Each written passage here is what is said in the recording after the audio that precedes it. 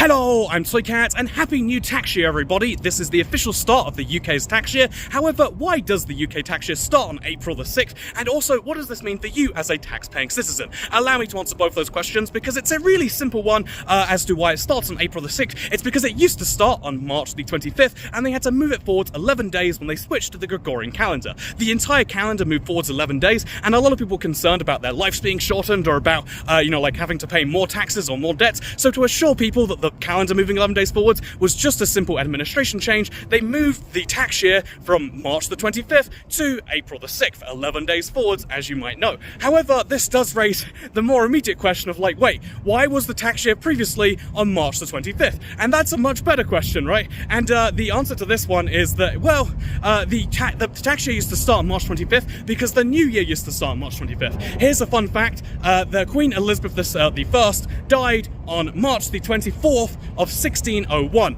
However, if she had died the next day, March the 25th, it would have been March the 25th of 1602. This is because even though the calendar followed the same system as it did right now, the actual day that the new year kicked in was always March the 25th. This is something we've since changed, obviously, but it does make you think. Again, very much in the UK right now. You got to trust me on that.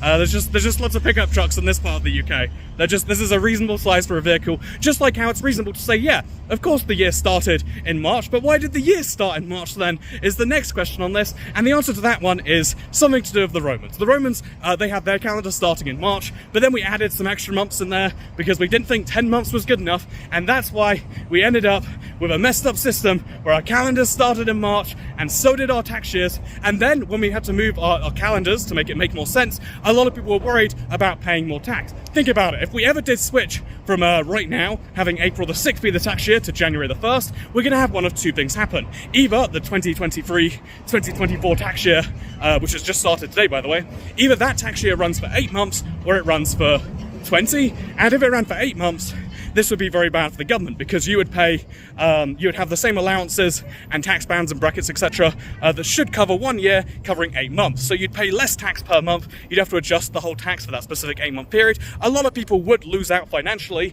or would gain financially, and therefore the government would lose out financially. And so they wouldn't like that. But you could also have a 1.5 year tax year, and this would severely disbenefit people. This would severely cause issues with people because your same tax allowances, which usually cover 1 year in the UK right now, it's this figure right here, you can earn that much before you pay any tax, and so a lot of people who don't pay any tax at all, there are millions of them, would start paying tax solely because of a weird financial change. And so the majority of people have a huge incentive in the current tax year remaining the way it is, and the only real downside is it being really weird when I discover that every other country, every civilized country in the world starts their tax year on the 1st of January, because why wouldn't you? But yeah, as far as the other downsides go, countries which work internationally, so if you're a British company, but you have international, international is your biggest thing, you can start your tax year whenever you want as an individual company. You can choose to differ this as long as you're not choosing to differ it solely for financial reasons. So if you're doing so just so you can have the benefit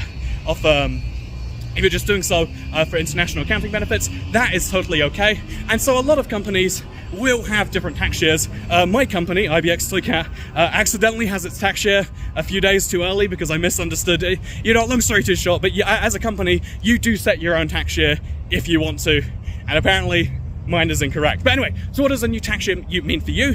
You have new tax allowances, so if you're the sort of person who doesn't work every month in the year, you will now pay less tax effectively per month until you hit your allowance for the year. And also, this means that various allowances such as ISAs, pensions, etc., you can now put this much more in an ISA, this much more in a pension.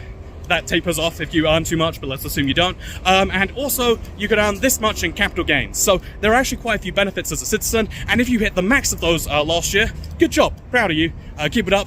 Then you can now reinvest those allowances. And if you didn't hit those allowances last year, but you have anywhere close to the income that can make that possible, maybe you should do so. This is Money Philosophy, but apparently is a 5-minute short filmed in this weird part of the UK, and I hope that you enjoyed it, because, I don't know, third channel, I'd say I don't care, but clearly I do.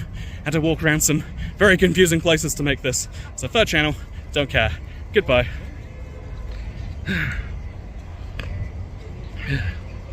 Pretty background.